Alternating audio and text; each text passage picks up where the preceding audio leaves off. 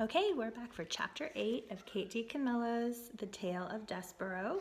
And when we left off, we know that Despereaux Tilling is deeply in love with the Princess P, and that the mice community in the castle is kind of in an uproar because of Despereaux's behavior and interaction with humans. So they've called a mouse council. And what's important here is his father called the mouse council.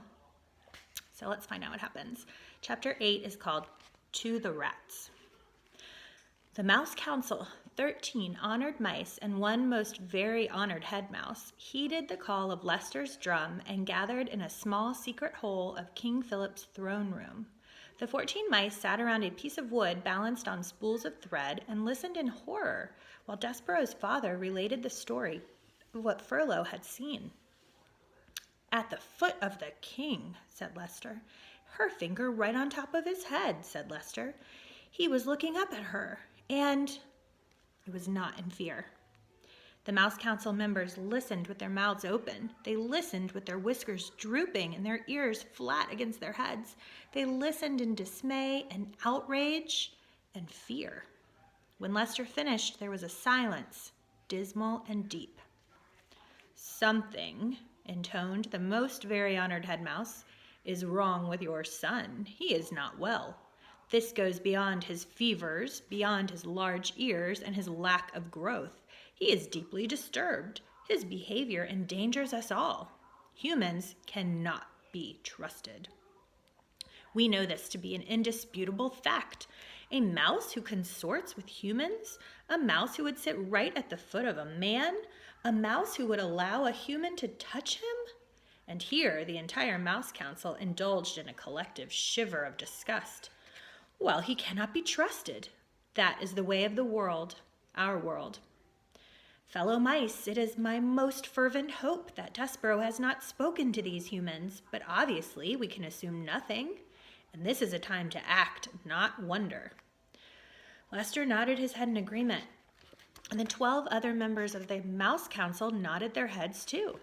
"We have no choice," said the head mouse. "He must go to the dungeon." He pounded his fist paw on the table. As I'm reading it, it sounds like it's really loud, but imagine a mouse pounding his fist. Is it really loud? He pounded his fist on the table. "He must go to the rats immediately. Members of the council, I will now ask you to vote. Those in favor of Despereaux being sent to the dungeon, say aye." There was a chorus of sad aye. "Those opposed say nay." Silence reigned in the room. The only noise came from Leicester. He was crying. And 13 mice, ashamed for Leicester, looked away. Reader, can you imagine your own father not voting against you being sent to a dungeon full of rats? Can you imagine him not saying one word in your defense? Despereaux's father wept, and the most very honored head mouse beat his paw against the table again and said, "Despereaux Tilling will appear before the mouse community. He will hear of his sins. He will be given a chance to deny them. But if he does not deny them, he will be allowed. If he does not deny them, he will be allowed to renounce them, so that he may go to the dungeon with a pure heart. Despereaux Tilling is hereby called to sit with the Mouse Council." At least Leicester had the decency to weep at his act of perfidy.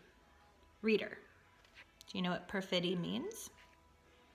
I have a feeling you do, based on the little scene that just unfolded here, really focusing on Lester Tilling's actions. But maybe you should look up the word in your dictionary, just to be sure. So go look up that word before chapter 9.